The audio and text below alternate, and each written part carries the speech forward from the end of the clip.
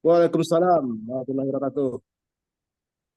Alhamdulillah, senang sekali pada malam hari ini kita bertemu lagi, ngobrol-ngobrol bareng lagi terkait materi yang baru, yaitu tentang sugesti metafisika. Semoga materi yang disampaikan oleh Gus Acul malam ini dan 2 malam selanjutnya akan menambah wawasan kita dan pengetahuan kita untuk lebih memahami dan menguasai tentang sugesti metafisika yang insya Allah bisa membantu kita dan juga orang-orang di sekitar kita. Untuk membuka acara pada malam hari ini, mari kita buka dengan bacaan Ummul Kitab Al-Fatihah. Alhamdulillah. Bismillahirrahmanirrahim. Iya, nah, betul ya. Amin. Terima kasih. Untuk selanjutnya, saya kembalikan pada Gus Acun untuk menyampaikan materinya. Terima kasih. Assalamualaikum warahmatullahi wabarakatuh. Waalaikumsalam warahmatullahi wabarakatuh.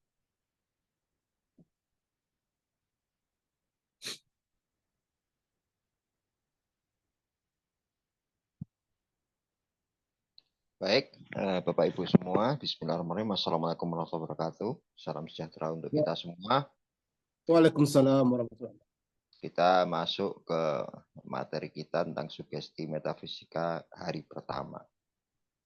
Jadi intinya untuk kali ini kita akan membahas tentang teknik-teknik untuk menciptakan sugesti dengan cara yang paling simpel dan sederhana supaya Bapak Ibu bisa mempraktekkan dengan lebih efisien. Oke, yang pertama kita masuk pada prinsip dasar merangkai sugesti perorangan. Jadi hal yang kadang-kadang kita sering lupa bahwa ada perbedaan mendasar pada merangkai sugesti perorangan dan sugesti massal.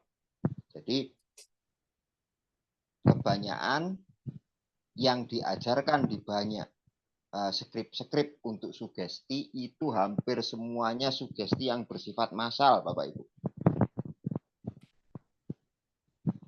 Jadi ada baiknya kita spesifik merangkaikan sugesti, menyusun sugesti betul-betul berdasarkan klien yang sedang kita hadapi.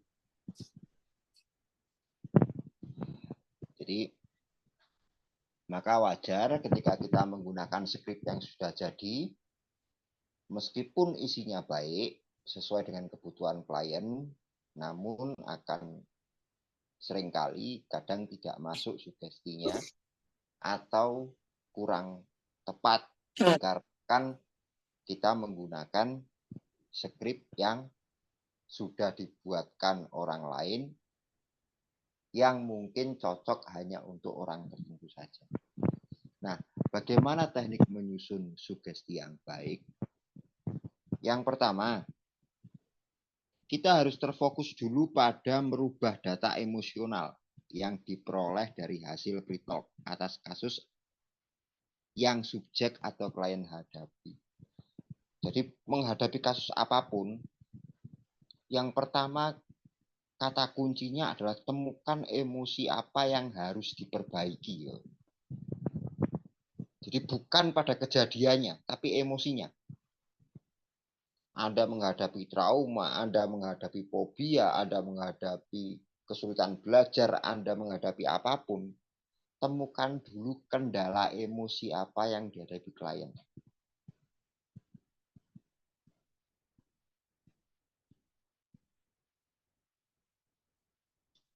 Tentu saja, karena kaitannya dengan terapi, pasti tugas kita adalah mencari titik-titik emosi negatif yang nantinya akan kita arahkan menjadi netral atau positif.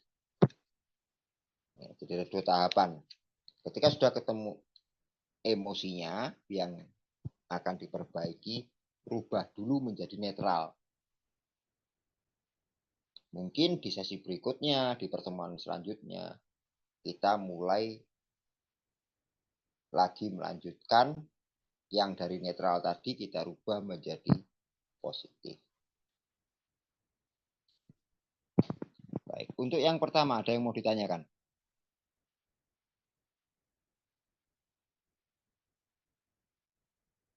Aman, J, Bapak Ibu ya? Lanjut dulu, Gus. Lanjut, oke. Yang kedua, sugesti harus mengandung unsur modalitas dan modifikasi submodalitas yang sesuai dengan potensi subjek atau klien. Nah, data ini juga kita dapatkan lewat pre-talk biasanya. Klien ini jenis tipe orang apa nih? Visual kah, kinestetik kah, auditorik kah? Paling tidak kita bisa menemukan 2 atau 3 modalitas yang kuat, yang kemudian kita edit submodalitasnya. Jadi setelah data emosi ketemu, yang kedua kita menggunakan potensi modalitas yang sudah ada pada diri klien. Terus yang ketiga, sugesti pada terapi perorangan harus mengandung penekanan dan pengulangan atas nilai sugesti utama yang ditanamkan kepada subjek atau klien. Jadi kalau teman-teman lihat di pola-pola terapi, terutama di profesional di barat, kadang-kadang kita dengarkan beberapa kalimat-kalimat diulang-ulang. Atau setiap jeda skrip akan diisi dengan kalimat yang sama. Nah, unsur repetisi ini bertujuan untuk menguatkan sugesti. Jadi,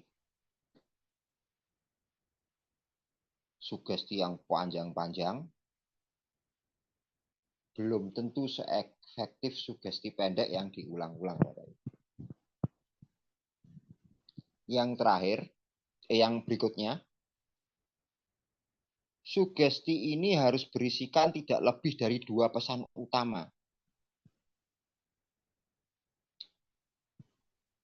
Jadi ketika kita mensugestikan sesuatu pada klien atau pasien, jangan terlalu banyak tema yang dibahas. Lebih baik sedikit, namun diulang-ulang.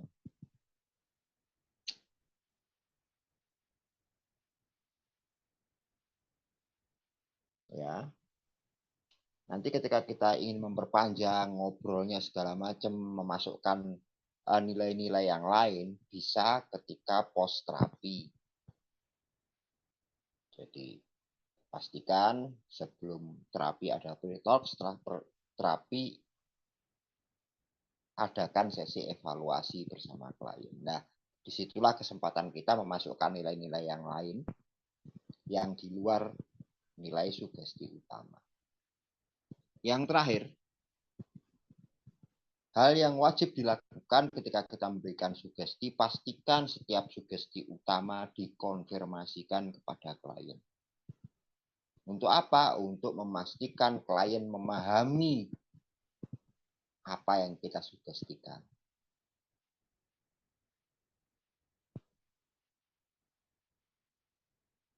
Jadi ini terkait, ini hal yang sederhana tapi vital Bapak Ibu.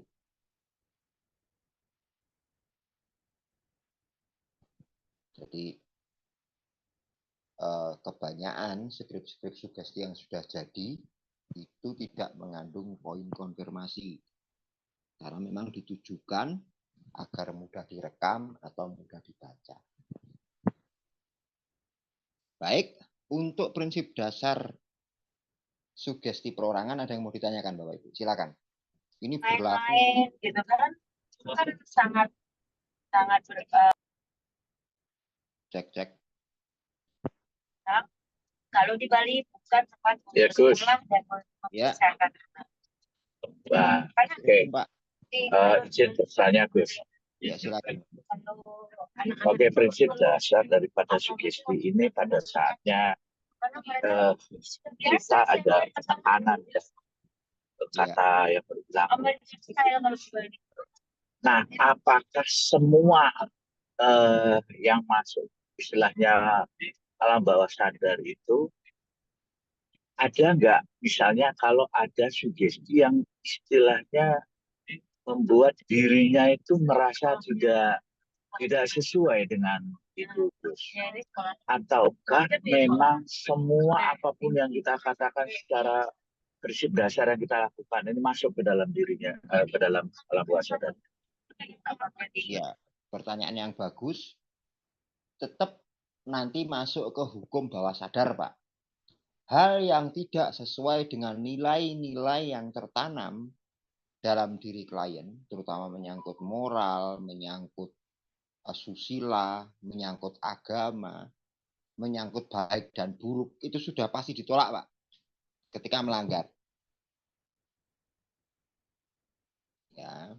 Jadi ini saya bikin materi, saya asumkan teman-teman semua sudah tahu hukum dasar bawah sadar ya.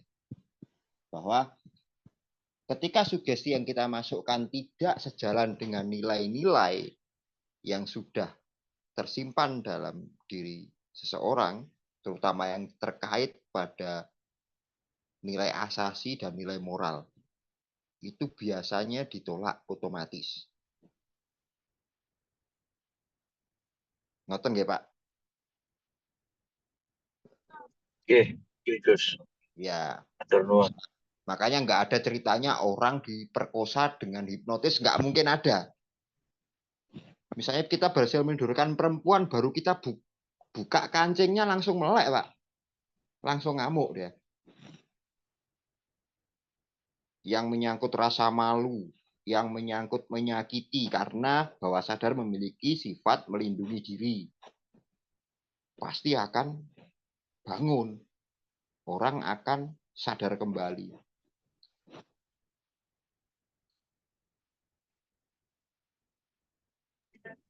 Berarti Gus, mohon maaf, mohon maaf, berarti kalau bisa nggak diklasifikasikan seperti ini? Semua asupan menurut dia itu adalah yang menguntungkan dan baik buat dirinya, gitu ya Gus? Iya, betul. Nah, di sana kita perlu betul-betul memperdalam data ketika pre-talk, Pak. Jadi ada dua hal yang perlu diingat adalah mau dan mampu. Jadi tidak semua sugesti kita bisa masukkan. Kalau nanti kepentok di mampu ini, Pak.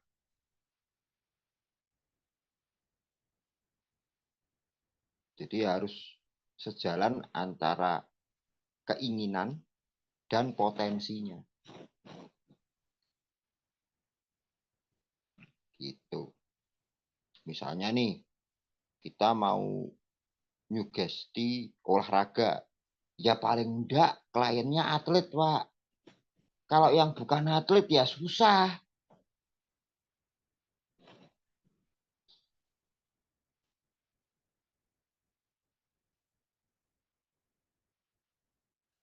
Karena walaupun orang mau, bisa jadi dia tidak pada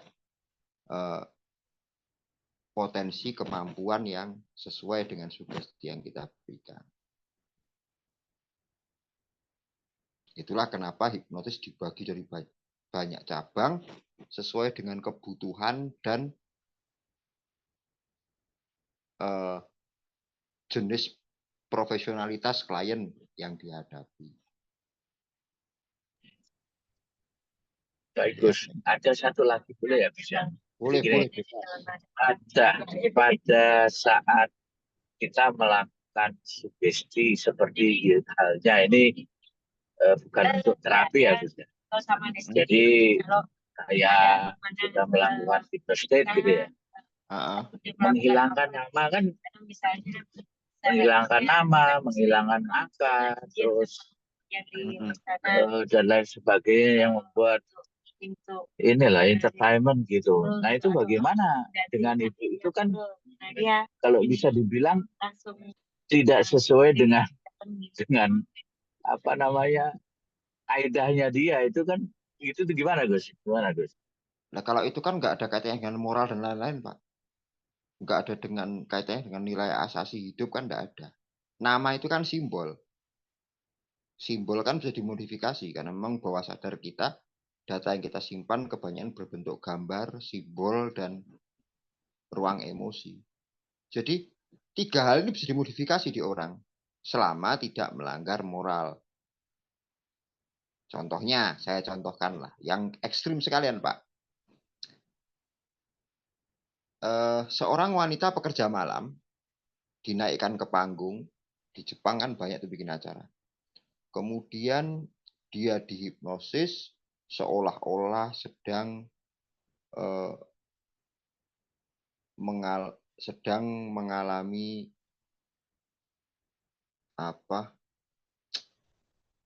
keadaan bercinta. Bisa, Pak. Karena nilai moralnya di sana nggak ada dia.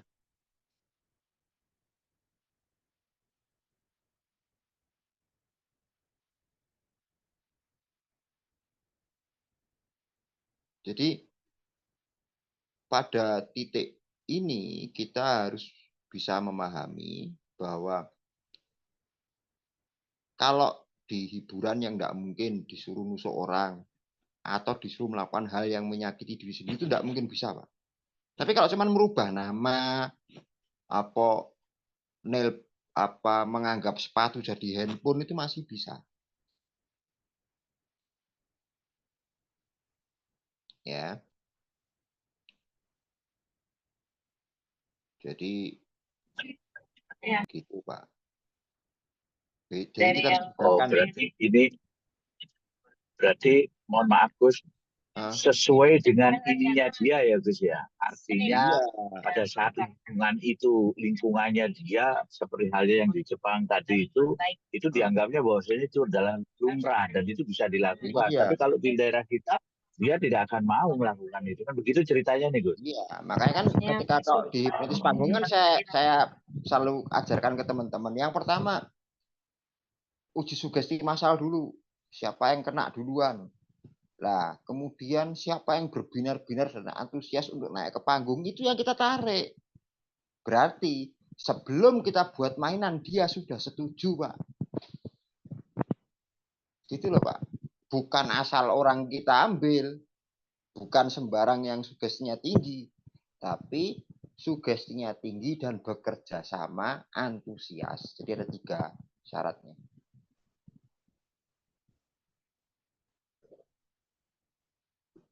Tuh. Walaupun sebetulnya kebanyakan hipnotis panggung tidak ada yang instan, Pak. Mereka sudah melewati seleksi awal sebelumnya untuk menghindari kesalahan dan untuk membuat skenario permainan jadi mulus dan baik hingga akhir kegiatan selesai.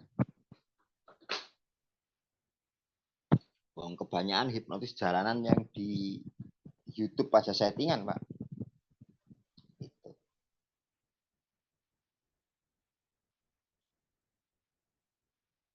Ada yang lain yang mau ditanyakan? Silakan. Aman, J? Tanya, Gus. Ya, silakan.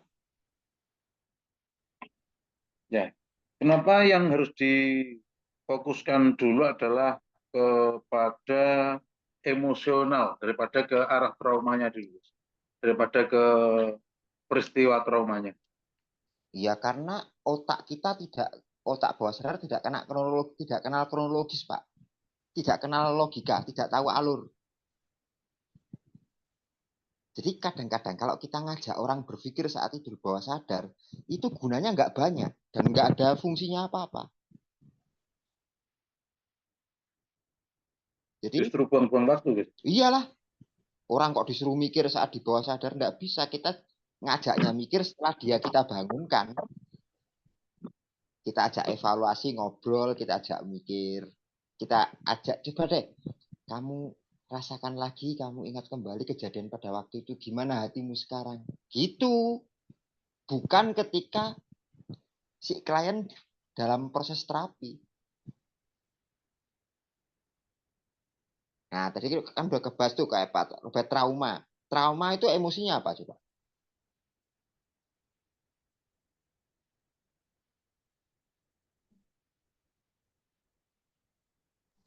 Takut, Gus. Takut. Ya kita berfungsi dari takut menjadi biasa saja itu. Yang pertama kan gitu. Dari takut kita rubah jadi biasa saja. Jangan takut keberani, kejauhan.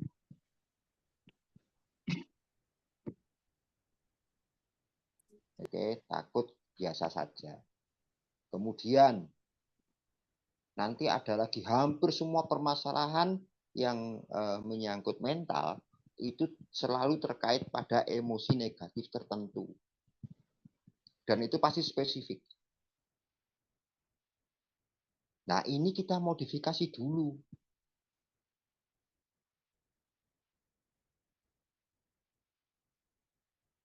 Nah, begitu terapi selesai, di akhir sesi setelah terapi, kita lakukan evaluasi lah. Di saat itulah kita menjelaskan alur logikanya kepada klien saat dia ada pada gelombang beta. Gitu Pak Robert.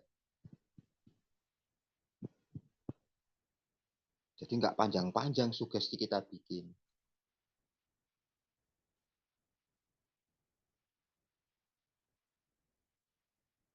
Oke, ada lagi? Halo?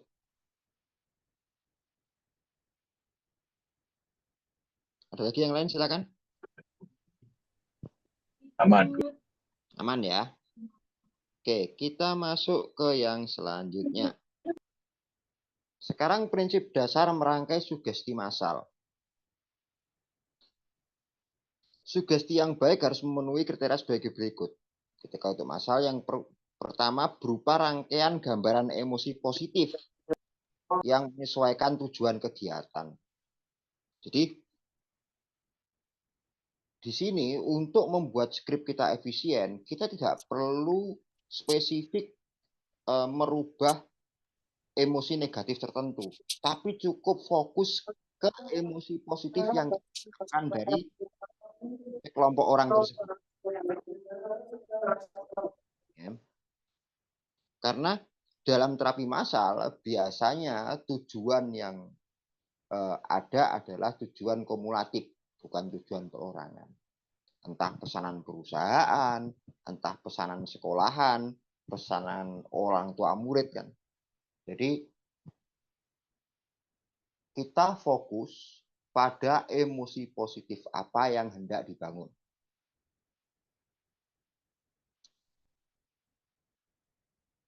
Nah, perbedaan dengan ketika kita perorangan, pada waktu melakukan sugesti massal, Anda harus menyiapkan orientasi yang lebih panjang, Bapak Ibu. Untuk menggantikan pre-talk. Akan lebih baik jika di awal sebelum melakukan sugesti massal, Anda sudah melakukan monolog orasi yang bersifat motivatif, yang membuat audiens tertarik pada Anda.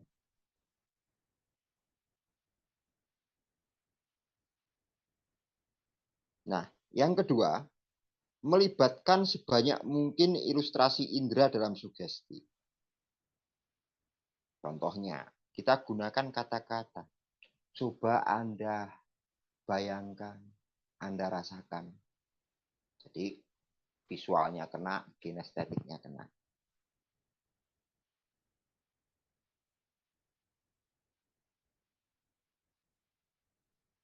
Terus ada lagi yang menambahkan, coba Anda ingat, Anda dengarkan kembali, Anda rasakan, Anda hadirkan. Nah, sudah berapa indera yang keluar. Kemudian, mengandung penekanan dan pengulangan atas nilai sugesti utama yang ditanamkan kepada subjek atau klien. Ini sama seperti yang perorangan.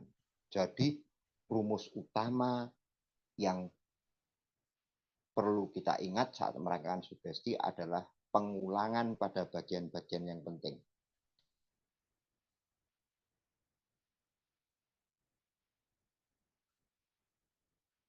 Ya. Yang berikutnya bisa berisi banyak pesan atau sugesti. Bukan berarti di sini klien diharapkan bisa masuk ke semua sugestinya. Tidak, Bapak Ibu. Jadi kita bisa memberikan banyak sugesti dengan maksud. Penerimaan sugesti klien yang berjumlah massal belum tentu sama. Agar mereka mendapatkan banyak opsi terhadap sugesti yang diterima. Ya. Nah, cara mengurutkan dalam kita merangkaikan skrip, dari sekian permintaan klien, sugesti yang akan dimasukkan, urutkan dari yang paling gampang implementasinya ke yang paling sulit.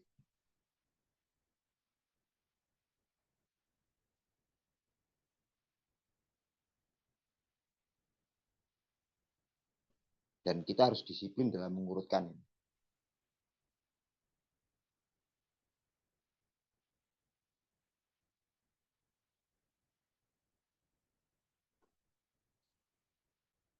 Kemudian yang terakhir, mengandung konfirmasi yang mudah ditangkap atau diamati oleh pensugesti. Jadi, meskipun massal, ini kita bisa lakukan konfirmasi. Saya contohkan. Baik adik-adik semua dalam ruangan ini. Mulai hari ini, seterusnya, dan kapanpun dan dimanapun. Anda lebih positif melihat kemungkinan di masa akan datang. Anda penuh semangat. Dan Anda adalah orang yang luar biasa. Jika Anda paham perkataan saya, angkat tangan Anda. Contohnya begitu. Kalau mereka semua ngangkat, berarti paham. Atau yang paling mudah, kalau misalnya sugesti yang kita gunakan pendekatan religius.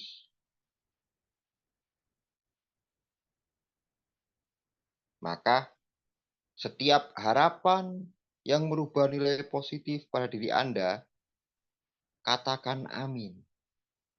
Itu konfirmasi sebetulnya Bapak Ibu. Jadi kalau ada orang doa bersama, semua orang bilang amin, amin, amin, sebetulnya konfirmasi. Kalau mereka paham yang dibacakan, aminnya ini punya nilai.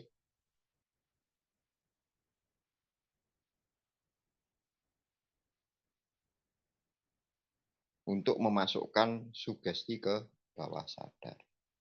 Baik, sampai di sini ada yang mau ditanyakan. Silakan Bapak Ibu.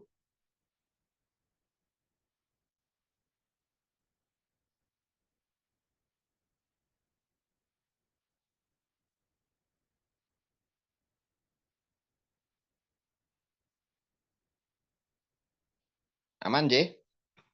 Oke. WhatsApp Ya. Pripun, Pak? gitu kan. Gus, Ya. berarti kalau ibaratnya seperti halnya kita di keagamaan. Dalam artian pada saatnya kita melakukan maaf, tausiah, atau tanpa wacana dan sebagainya. Di sini juga macam-macam. Ada kata-kata yang sering betul kayak begitu. Mereka menjawab betul. Terus udah gitu ada penggalan kata. Penggalan kata seperti ini. Sekarang ini Kenji, Lego. Contohnya pada dia mengatakan gini. Kalau misalnya kita berangkat ke Jakarta, kita harusnya lewat ke jalan gitu, jalan ada yang jawab jalan tol gitu. Itu konfirmasi juga ya Gus. Iya. Betul, Pak. Sebenarnya udah kerja nah itu kan proyeknya dulu. Apalagi kalau kita bisa kondisikan audiens sejak awal dalam keadaan trans. Semua mata terfokus pada kita, semua kegiatan mereka tinggalkan, pikiran full ke kita. Setiap kata yang keluar dari kita, asal mereka amini, mereka teruskan, mereka sambung, mereka kuatkan, itu udah konfirmasi.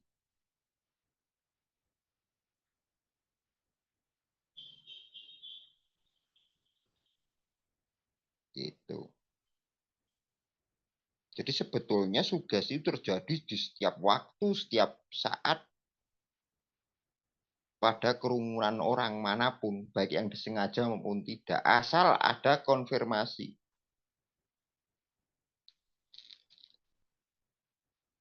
Contohnya nggak sengaja, ada kendaraan tiba-tiba tabrakan, jedar bunyinya keras, semua mata noleh ke sana, ke arah jalan, itu sudah menunjukkan konfirmasi.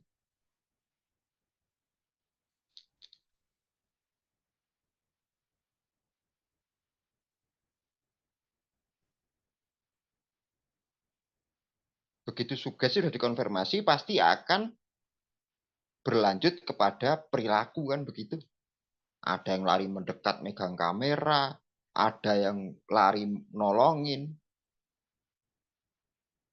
ada yang nonton, ada yang kaget tutup muka, langsung ke perilaku.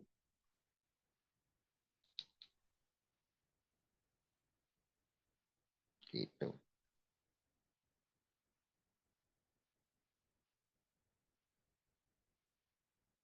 Jadi tidak heran ketika pasti ada emosi tertentu yang berubah ketika kita bertemu seorang motivator atau penceramah yang baik, yang bisa menggerakkan massa untuk memberikan konfirmasi.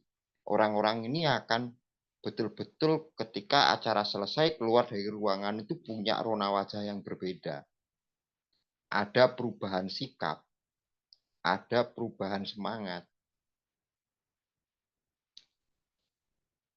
Jadi sebetulnya ceramah-ceramah motivasi kayak Tung Sedeseng Waringin, kayak Mario Teguh, itu sudah bentuk sugesti, Pak.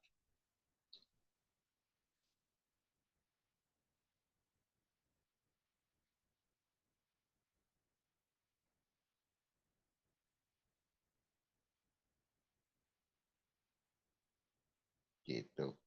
Ada lagi yang lain? Silakan.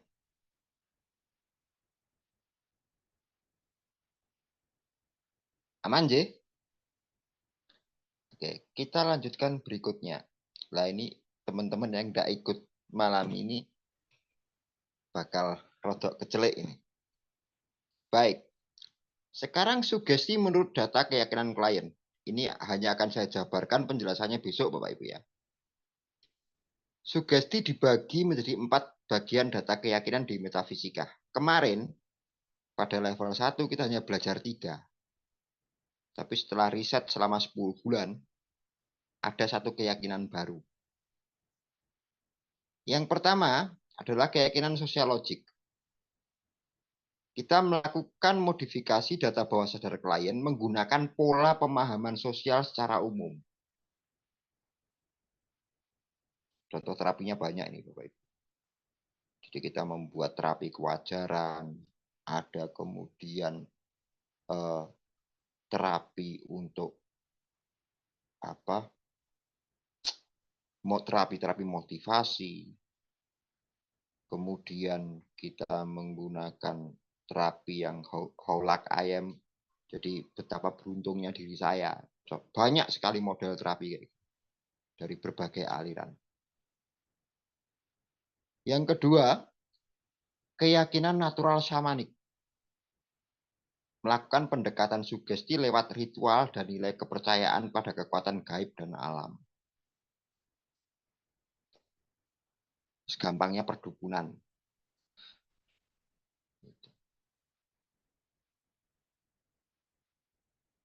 Ini nggak perlu saya jelaskan, teman-teman mungkin udah paham bagaimana cara sugesti paranormal. Kemudian yang berikutnya keyakinan religius, melakukan pendekatan sugesti dengan peribadatan dan nilai keagamaan. Dari semua bentuk keyakinan, yang ini yang paling mudah, asal ketemu orang yang yakin. Yang terakhir adalah keyakinan digital, melakukan sugesti lewat kebiasaan klien bergaul, belajar, dan beraktivitas di dunia digital. Jadi ada 4 macam rangkaian sugesti berdasarkan data keyakinan klien. Jadi kalau tadi sudah ketemu, udah ketemu emosi negatif apa yang mau dirubah, sudah ketemu modalitasnya, terus sekarang ketemu nilai keyakinannya yang dominan apa, nah akan lebih efisien lagi sugesti yang kita berikan.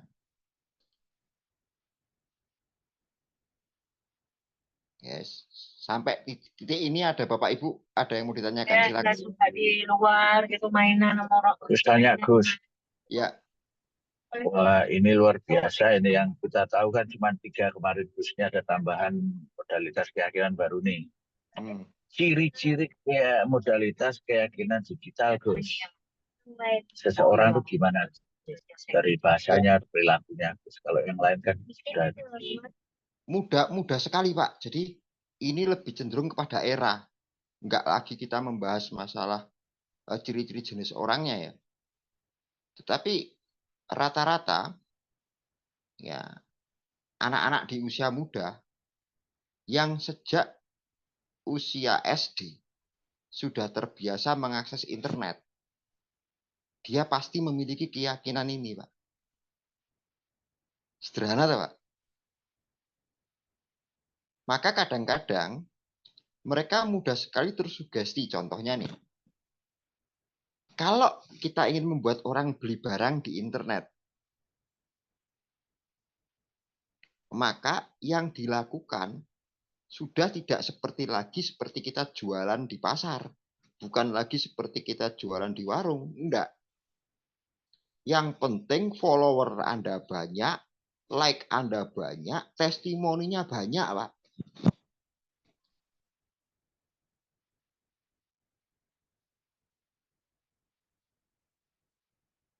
Meskipun fiktif.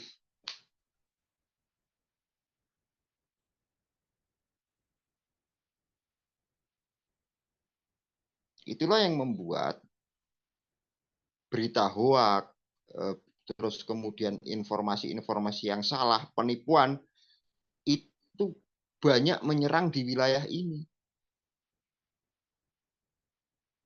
Karena tanpa sadar, banyak bagian dari masyarakat yang menjadikan wilayah digital ini sebagai sumber kebenaran, Pak.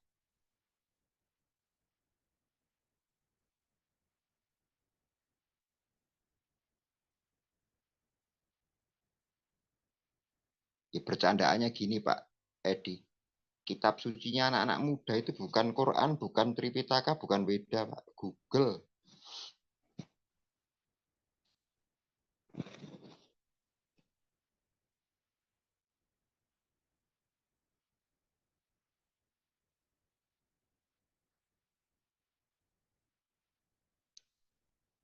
Bagi generasi, tapi ini hanya berlaku pada era tertentu, Pak. Kalau era-era kita ini, saya, Bapak, Ibu ini, tipe keyakinan yang ini belum begitu pekat. Karena kita baru bisa mengakses berbagai macam informasi digital mungkin belum nyampe 20 tahun terakhir.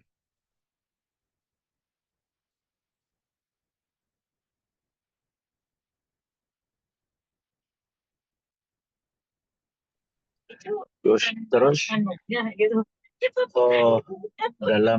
dalam hal banyak kasus menyangkut tentang keyakinan ini seperti apa ya? Terus cara mensugesti dengan ini bagaimana ya? Besok dijelaskannya, Pak, jangan sekarang. Ini penjelasan besok itu. Bentuk terapinya. Dia lagi ngomel-ngomelnya. Karena gini, saya tuh mengalami beberapa permasalahan, khususnya kalau ada orang tua bawa anaknya kecanduan game, kecanduan YouTube. Sebetulnya saya nih, pakai agama gak mempan nih. Diajak mikir gak iso. Kemudian keyakin sama hantu gak percaya. Keyakinan apa sih anak-anak ini? Terus kemudian yang saya lakukan ya udah ikutan ngegame, malah masuk, Pak.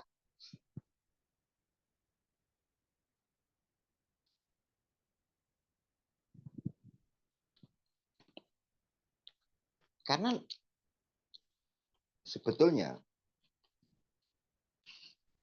kita tidak sadar. Bapak Ibu pernah bayangkan tidak? Ketika suatu hari tiba-tiba internet sedunia ini mati total, Pak.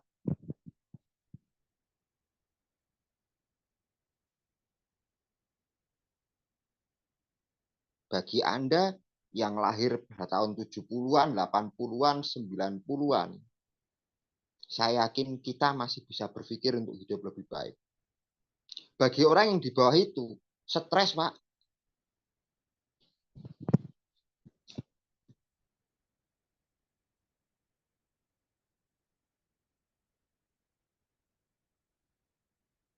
Jadi banyak kasusnya, Pak Edi, banyak sekali.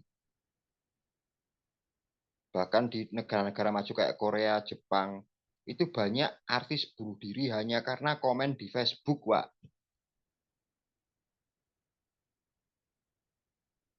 Hanya dihujat di Instagram.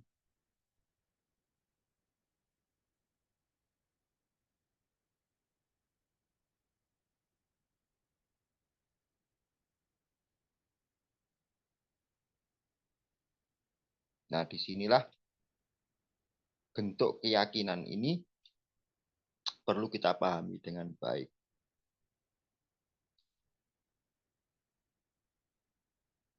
Jadi,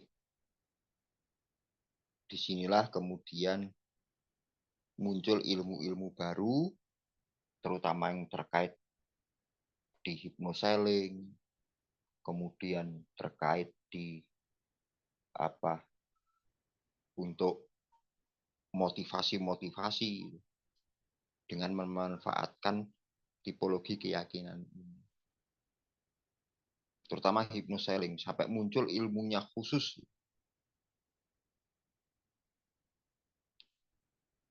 untuk kita bisa membuat skrip yang baik dalam berbahasa digital.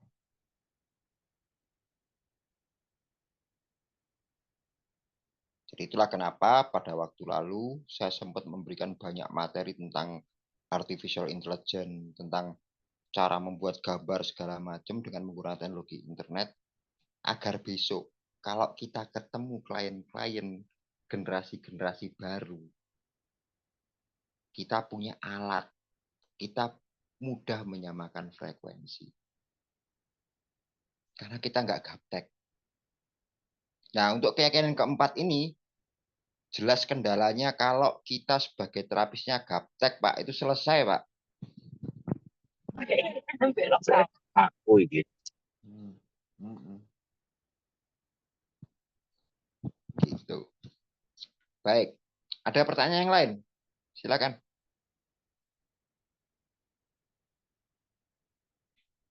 Nanti akan saya jelaskan terpisah untuk khusus keyakinan digital. Jadi, Kalau mau nggak halo? Ada yang lain lagi, Bapak Ibu, silakan.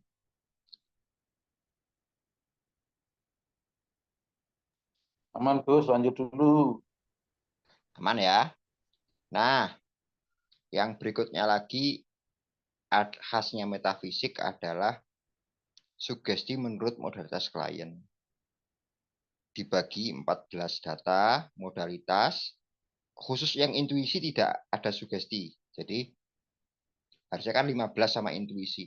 Tetapi, kita nanti akan belajar tentang bagaimana kita menggunakan tipe orang yang visual, kinestetik, auditorik, olfaktorik, gustatorik, proprioceptor, thermoception, mechanoreceptor, nociception, efektor hipotalamus, sensor katalepsi, temporal perception, dan equilibrioception.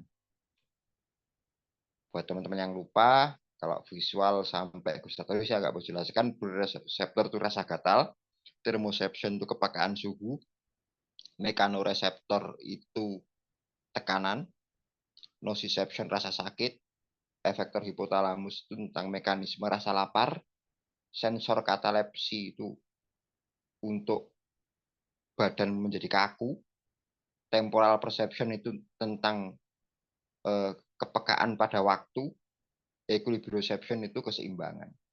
Jadi ternyata indera manusia itu banyak dan bisa kita pakai sugesti semua sesuai jenis orangnya. Nanti akan kita paparkan pada pertemuan mungkin ini yang ini nanti hari ketiga setelah cara mendesain sugesti keyakinan selesai. Baik, sampai di sini Bapak Ibu ada yang mau didiskusikan, silakan. Udah selesai ini materi kita untuk hari pertama. Monggo, silakan.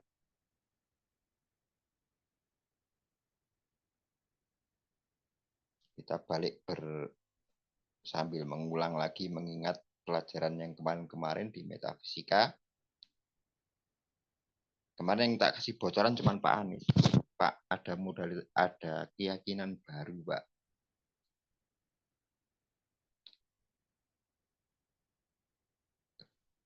Silakan, ada yang mau ditanyakan, Bapak Ibu? Ini saya sapa dulu satu-satu ya. Pak Aziun, apa kabar? Kabar baik, Gus. Baik. Wah. Masih pengacara, tak, Pak? Masih, Gus. Iya. Si Pak Triwahyu? Ya, Gus, siap.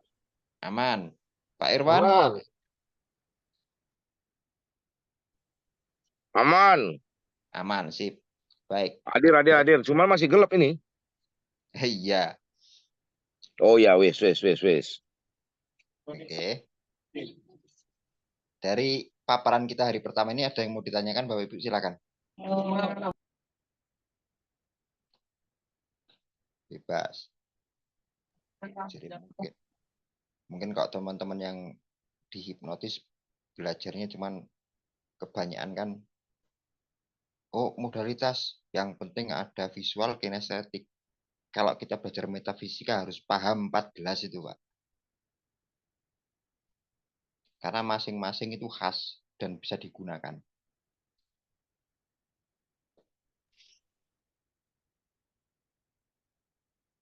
Silakan yang mau ditanyakan.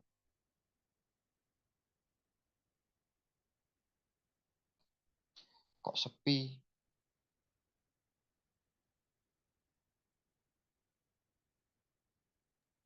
Yang selanjutnya besok ya Gus, yang di bawah selain kinestetik yang biasa. Oh iya, Enggak, siap. besok itu saya jabarkan satu-satu, Pak. Kalau yang Ya. modalitas eksternal memang enggak saya jelaskan. Karena ada 6 lagi modalitas eksternal itu enggak saya jelaskan karena repot. Oh iya. Karena kalau yang kinestetik kan visual, auditory kan udah biasa itu. Ya. Yang bawahnya itu ya. Semua perdukunan itu pakai itu, Pak. Jadi jangan heran kalau ada orang mijeti kayu, kemudian orang di depannya jadi kerasa seperti dipijat. Itu karena mekanoreseptor. Bukan karena sakti kayunya. Wiraponya itu, yes. Ada hubungannya itu. Terus kalau lihat di India ada orang setiap kali dia dianggap kerasukan, kemudian badannya gatal-gatal semua, langsung garuk-garuk sambil teriak-teriak, itu proreseptor, Pak, yang kena. Sugesti itu, Pak. Ya. Bukan gatal beneran. Karena ternyata indeks rasa sakit, indeks rasa gatal itu semuanya dipengaruhi otak. Jadi kalau misalnya orang dipasang alat ya, dengan luka yang sama, indeks rasa sakit mereka bisa berbeda angkanya. Tergantung nociception-nya orang tersebut misalnya. Jadi tergantung masing-masing orang itu ya, Gus. Iya, makanya kan wajar kalau di keluarga kita ada yang sakit sedikit nangis, ada yang santai kan gitu. Karena rasa sakit itu nggak seragam. Nah, itu tersimpan di data bawah sadar orang. Itu bisa kita modifikasi, Pak. Bisa kita pakai. Tuh. Thermoception kita bisa bikin orang tiba-tiba tangannya merasa panas, hangat, seperti seolah-olah dapat energi. Ya bukan karena dia sakti ada tenaga dalamnya, enggak.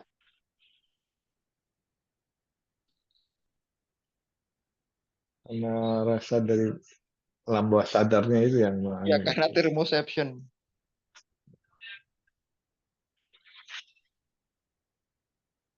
Jadi prinsipnya ketika perubahan tidak ada hubungannya dengan alat ukur yang jelas, berarti itu adalah sugesti, Pak. Contohnya, sugesti mekanoreseptor. Orang kemudian kita tekan jarak jauh, kemudian dia jatuh, gitu. Merasa seperti didorong. Itu mekanoreseptor yang.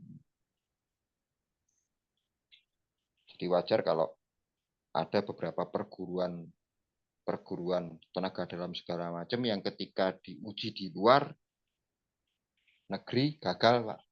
Karena di sana mereka orang nggak yakin. mereka nalar ya Gus ya. Iya, dan nggak punya nilai-nilai seperti itu gitu. Oh.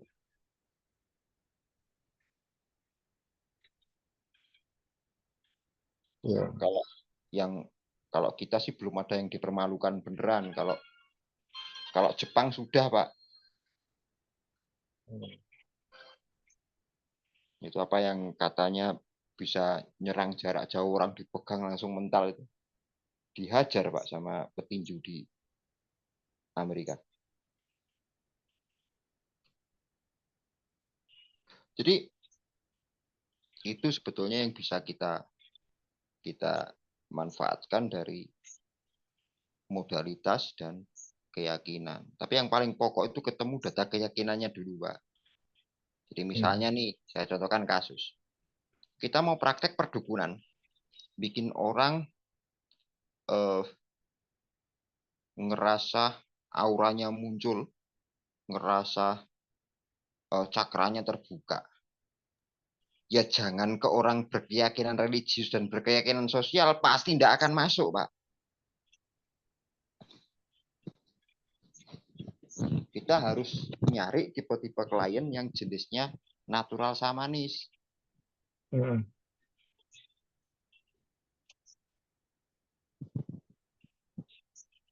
Terus kita mau ngajari murid-murid dengarkan keris misalnya. Saya sering praktek di Jogja, Pak. Orang-orang tak suruh dengarkan keris, dengarkan suara di keris. Ya saya tidak mungkin ngajak orang religius sama sosiologik, mesti tidak masuk, Pak. Nggak percaya dia, Gus. Nah, saya contohkan sederhana, ngetesnya mudah. Coba di anak-anak kita suruh malam-malam ngambil palu di gudang belakang yang gelap. Gitu. Kalau anak yang dia banyak menerima informasi yang bersifat samanis, mesti takut, Pak. Nanti ada hantu, ada setan. Tapi coba anak bule disuruh, mesti berangkat kok jalan. Karena dalam keyakinannya nggak ada.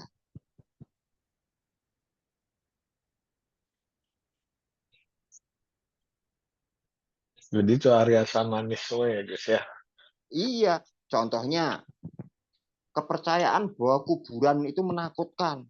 Orang mau jalan lewat kuburan takut. Itu samanis, Pak. Ya kalau di luar kuburan di tempat rekreasi, Pak. Loh iya kan? Iya.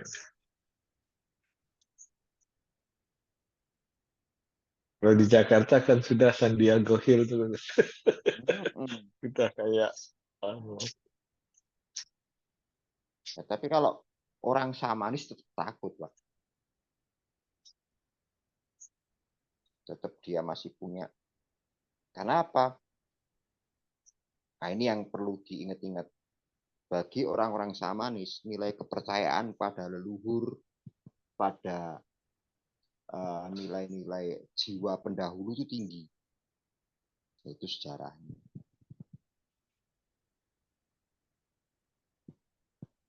Jadi semua tipe keyakinan dan semua macam modalitas ini bisa digabungkan, maka menjadi rangkaian sugesti metafisis.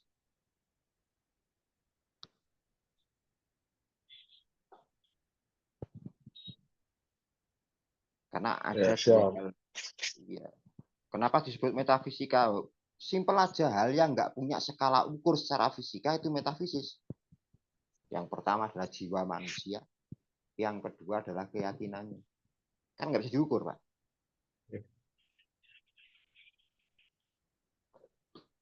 Maka kita nggak boleh sempit berpikiran bahwa metafisika hanya ngurusi perdukunan. Enggak.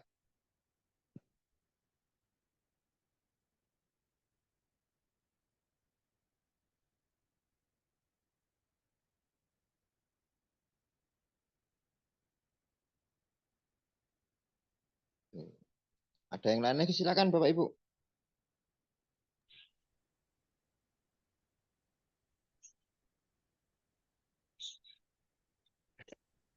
Gus, berarti untuk keyakinan di apa keyakinan digital ini kayak tadi itu Gus, saya ada teman datang, terus sudah gitu dia selalu mengatakan bahwasanya ada sindiran-sindiran di Facebooknya dia gitu. Terus dia mulai tidak nyaman hidupnya. Apa ini cirinya juga ya Gus? Itu salah satunya ya? Iya Pak. Iya. Oh, ini mah sudah terjadi, memang sudah terjadi Gus, dalam artian banyak sekali kejadian seperti ini. Ya, kalau nggak terjadi nggak jadi modul Pak. Iya, iya. Karena tadi saya ketemu banyak klien ditembak pakai agama nggak masuk, ditembak pakai logika sosial nggak masuk, ditembak pakai perdukunan nggak mempan ya. Dikasih like 1000 senyum sehat. Keren ini.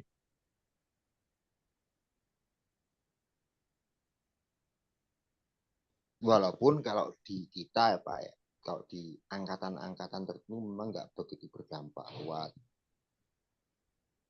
Jadi nek Pak Edi nggak tergolong yang ini Pak, aman.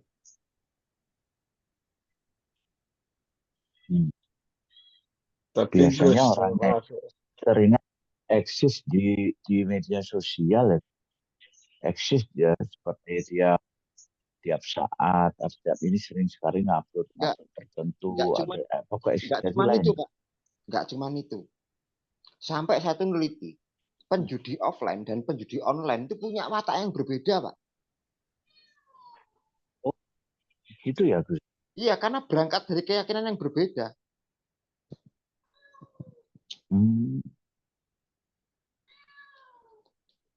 Nggak mungkin orang tukang judi online pergi ke dukun, Mbah minta jimat untuk judi online. Nggak ada tuh. Iya, iya. Karena value-nya pasang beda. nomor ya. Judi nomor bagi mereka yang terbiasa sejak awal langsung transfer ke server juga nggak punya kebiasaan nyari nomor tuh Pak. Yang masih punya kebiasaan nyari nomor itu orang-orang yang masih beli di agen. Bukan yang buka online sendiri.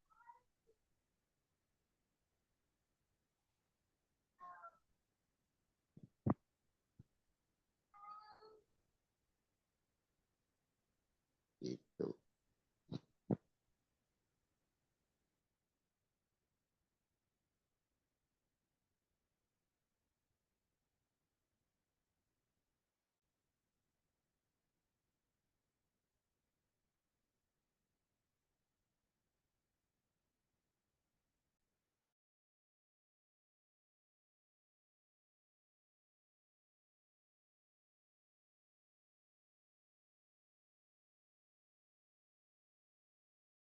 Monggo Bapak Ibu ada lagi enggak? Yang lain silakan.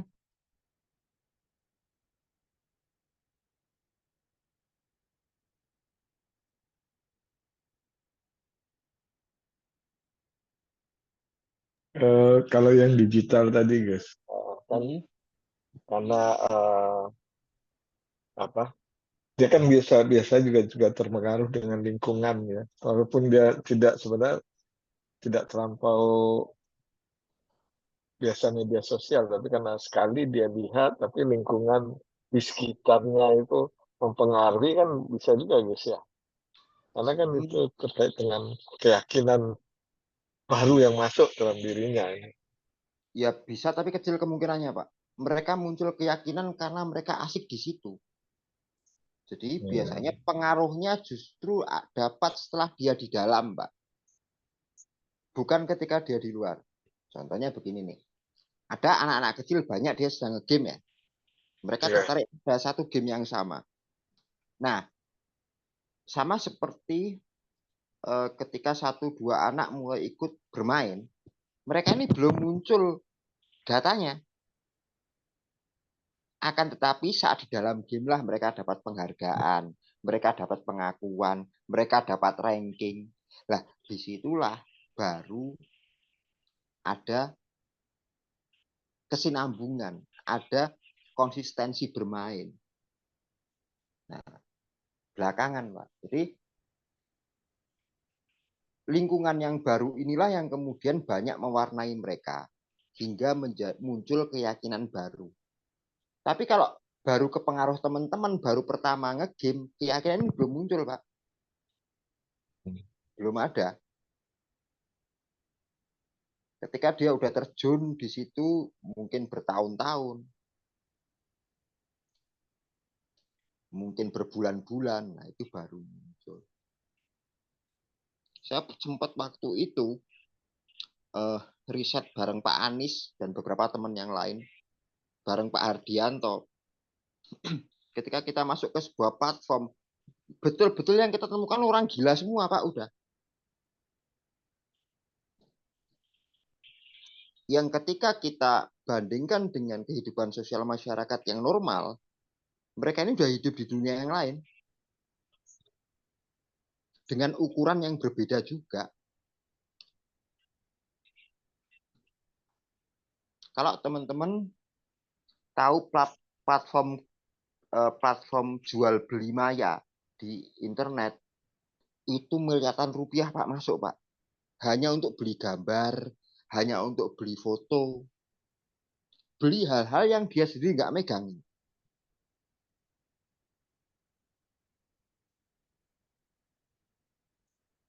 Kemudian orang beli koin untuk nyawer di TikTok. Serius, Pak. Itu bagi kita Nggak masuk akal ya, guys. iya. Tetapi bagi mereka itu eksistensi, Pak. Karena value-nya beda ya guys ya. Value Iya. sana ya. Apalagi orang yang followernya udah banyak, likernya banyak. Mereka menjadi artis di dunia tersebut, Pak. Di sanalah saya mulai banyak dapat pasien-pasien. Karena udah nggak bisa bedain lagi mana hidupnya yang sebenarnya, mana dunia maya. Ya, saya ada kasus anaknya teman ya kebetulan. Itu dia sampai berbulan-bulan nggak mandi, nggak ngurusin apa-apa, cuma melihat mantengin game itu ya guys ya. Nah, itu gimana cara mau menghilangkan rilisnya guys kalau gitu. Yang pertama kita harus mulai dari diri kita dulu, Pak. Jadi kita sebagai terapis harus tahu game apa yang dia mainkan. Kemudian bagaimana sifatnya, sifat platform tersebut bagaimana. Kemudian bahasa-bahasa yang bisa digunakan di situ. Nah, ketika kita ketemu si anak, si remaja atau klien ini, kita udah punya banyak bahan komunikasi, Pak. Untuk nyamakan Dia masuk frekuensi. ke frekuensinya dia ya guys ya. Iya, kalau kita nggak masuk frekuensinya, kita masih bahasanya ceramah, masih menunjukkan jalan yang benar, nggak bakal mempan, Pak. Ya. Paling dia nurut sehari 2 hari, habis itu balik lagi.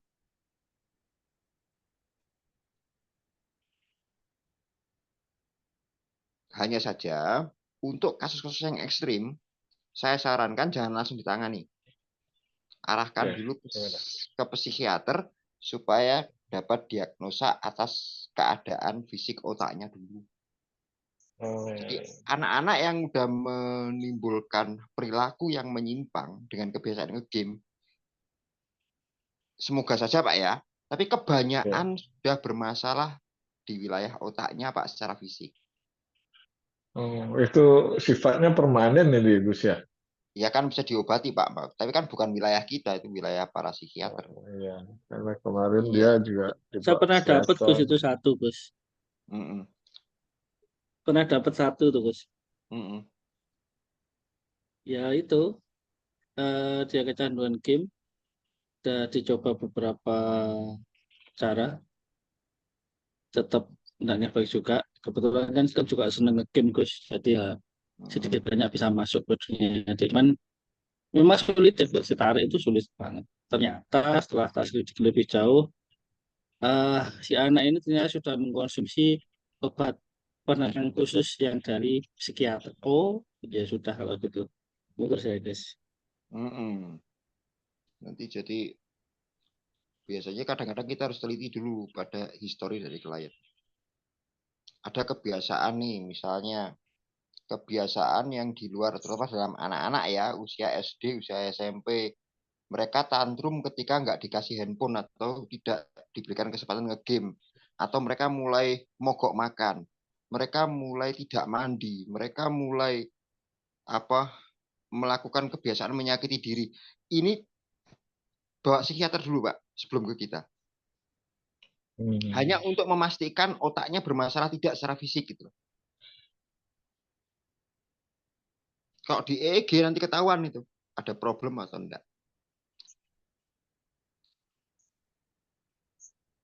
Karena kalau yang sudah kena pada wilayah otaknya secara fisik, mau kita terapi apapun juga tidak akan masuk dengan baik sebelum ada treatment dari yang berkompeten di wilayah itu.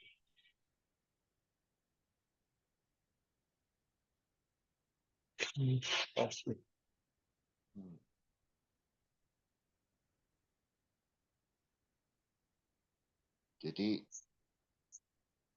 ada faktor penting pembentuk keyakinan digital ini bahwa dalam kurun waktu tertentu akan membentuk nilai tersendiri pada diri seseorang. Satu. Yang kedua menjadi tempat belajar. Nah, yang ketiga ini tahapan yang paling fatal, menjadi tempat eksistensi, Pak.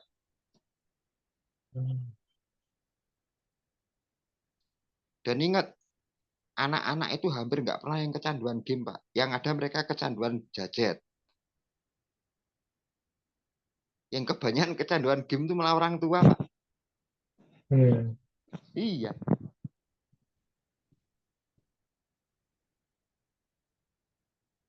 Ya, terus pernah sama istri saya itu riset pengeluaran orang-orang dalam bermain di dunia maya itu.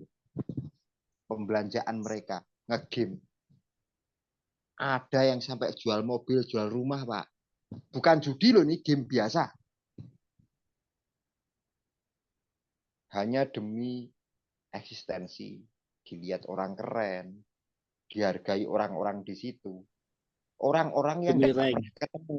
Iya, orang-orang yang nggak pernah ketemu sama mereka. Itu beli skin, Gus. Nah, iya. Tapi baru ngerti, ya ampun. Ada orang beli koin TikTok sampai 10 juta sehari itu loh ada, Pak.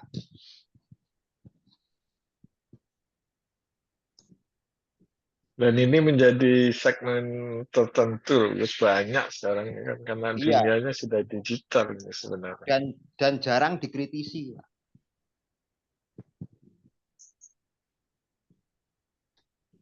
Bagi kebanyakan ahli-ahli sugesti barat malah digunakan untuk membentuk opini masyarakat, untuk kepentingan politik, untuk kepentingan marketing itu. Karena efisien. Orang udah nyemplung ke sini, dia punya sifat fanatisme yang buta. Yang kedua, karena dia tidak biasa memiliki data pembanding di dunia nyata, mereka akan mudah percaya, Pak.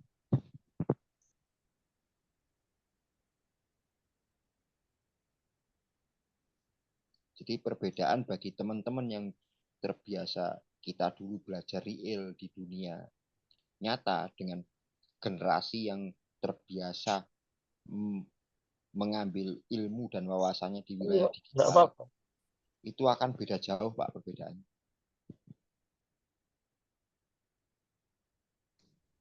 Saya tuh sampai neliti anak-anak bikin skripsi ya, Pak. Dulu coba, angkatan kita itu nggak ada skripsi kok. Download di Google, nggak ada toh, Pak. Kita harus buka buku satu-satu, nulis judulnya. Kalau nggak punya uang fotokopi. Sekarang mana ada anak-anak ini, Pak?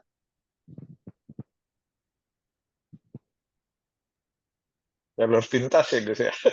Iya, PDF gratis loh banyak. Ya. Love PDF. Jadi dia mau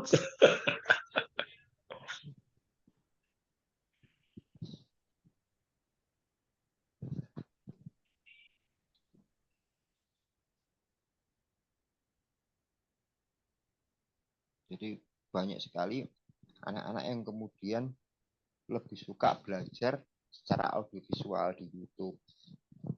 Walaupun digital tidak selalu bersifat negatif, tergantung pemanfaatannya. Maka kemarin saya sempat bikin beberapa kelas tuh tentang artificial intelligence, tentang teknologi digital yang terbaru itu.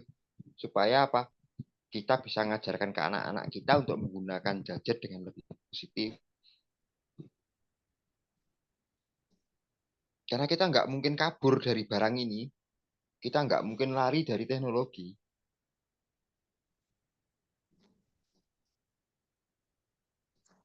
Nyuruh anak berhenti main handphone itu bukan solusi.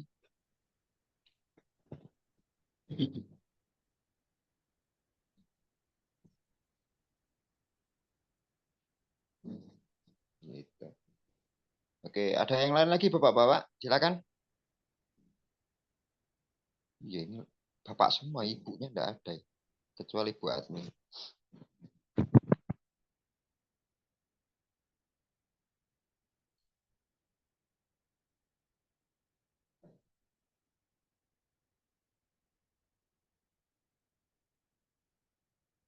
Monggo silakan.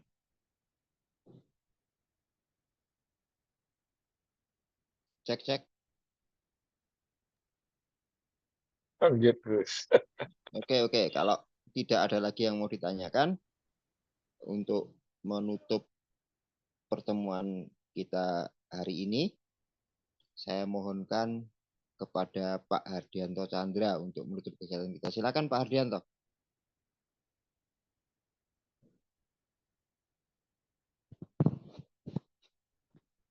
Pak Hardianto monitor. Cek.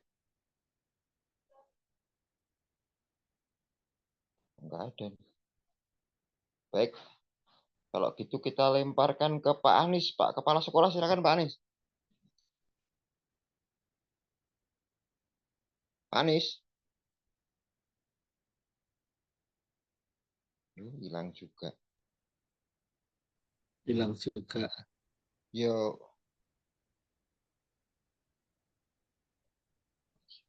Siap Gus, sorry. Saya sambil. Ditutup Pak. Oh ditutup, sudah selesai Gus? Udah nggak ada yang tanya lagi yuk.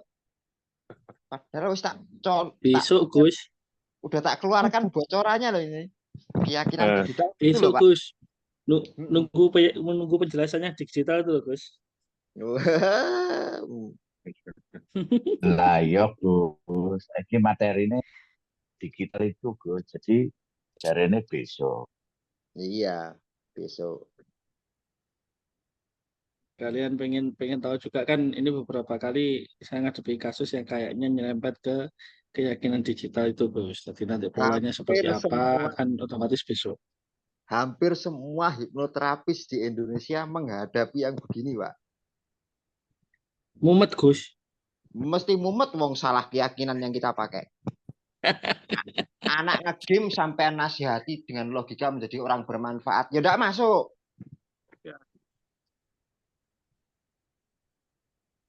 Keyakinan digital itu kan nanti arahnya ke marketing digital juga, toh, Gus. Salah satu pemanfaatannya, Pak. Nah, siap.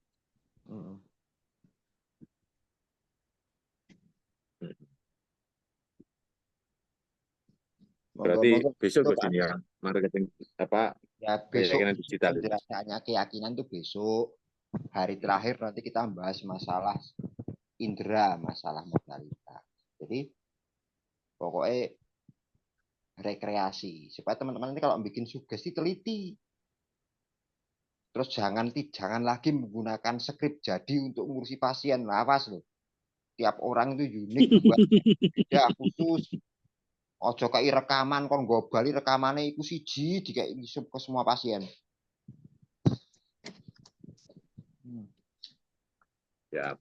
Kemarin yang saya nyoba pakai itu Gus, cerita pakai AI itu, alhamdulillah sukses Gus.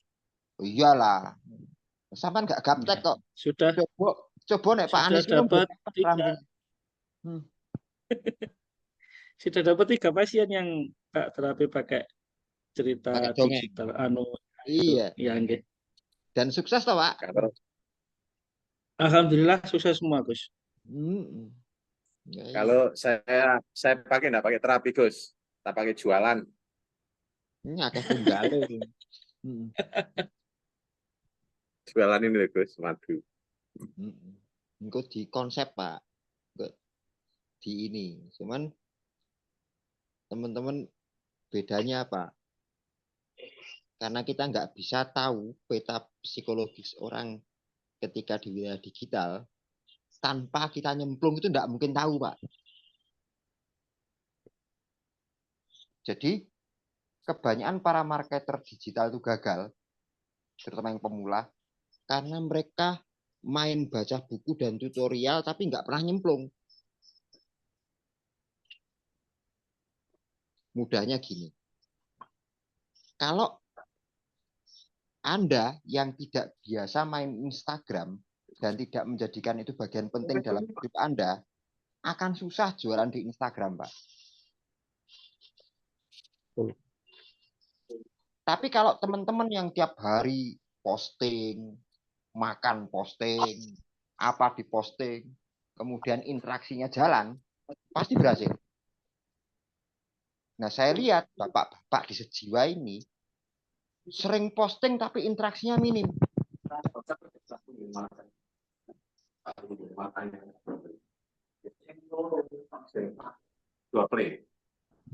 Jadi semoga setelah ini Pak Anies sudah mulai jadi Facebooker sejati. Oke, Pak Anies, ditutup kegiatannya. Siap. Ditutup. Oke. Terima kasih. Assalamualaikum warahmatullahi wabarakatuh. Terima kasih Gus Acun, Bapak Ibu yang tergabung di kelas pada malam hari ini, sugesti metafisika.